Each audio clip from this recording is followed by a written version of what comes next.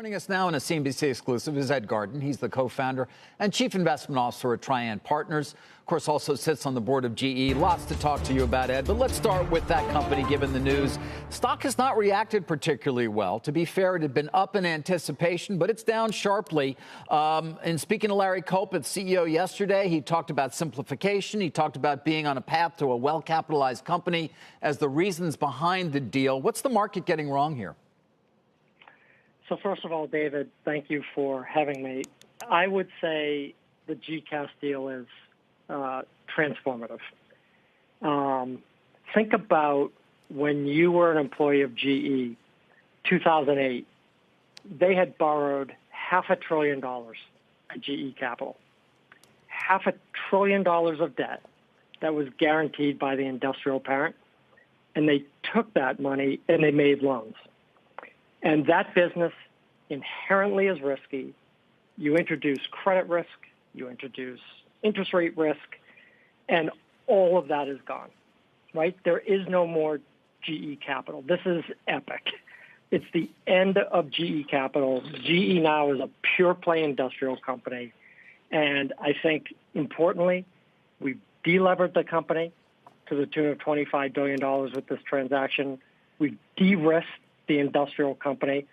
And by the way, we still own 46% of the new aircraft leasing business, which I would argue is a better because it has more scale, right? Aircraft leasing business that will participate as the industry comes out of the trough. Yeah. The stock may be down in part today, though, because Steve Tusa, that good old analyst at J.P. Morgan, says it isn't a full cleanup. He's talking about $21 billion of extra net debt at year-end 21, and that the final cleanup of insurance and GE Capital is being ignored to a certain extent by other sell-side analysts. Is he not getting this right?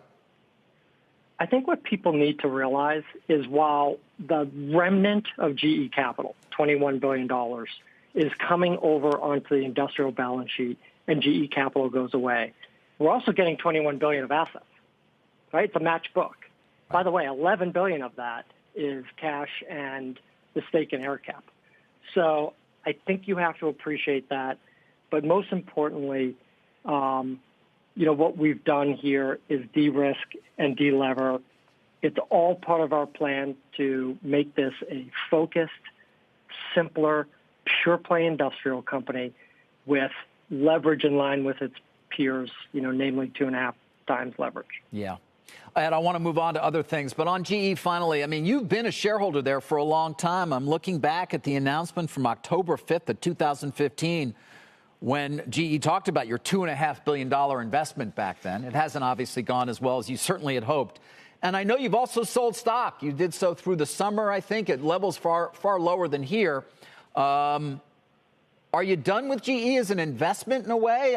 Is it sort of run its course for you, given the sales that took place through, I guess, August of last year? No. So let me touch on a few things.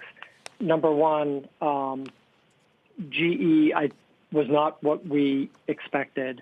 I think we were very much a catalyst to go into GE and throw the windows wide open, the shades wide open, and let the sunlight in. Okay? And we're very proud of where GE is heading. Right, this management team, Larry Culp and the board, have obviously made real progress, changing GE and creating momentum across the businesses, restoring the pride in GE, the credibility to GE. Right, this is now a culture that I would describe as one with humility and transparency and customer-centric. The lean transformation is making GE faster moving, more efficient, again, customer-focused. We've paid down $70 billion of debt since the beginning of 19, end of 18, and on our way to 2.5 times leverage. We've really set GE up for long-term success, and, we're very proud of that at Trian, proud of it at the board, proud of it at the management level. Now, we sold last year some GE. We still are a big shareholder. We also sold some Mondelez, we sold some Bank of New York, we sold Legg Mason, we sold nVent to fund our new positions in asset management and Comcast. which have done, extremely well. Shepard Smith here. Thanks for watching CNBC on YouTube.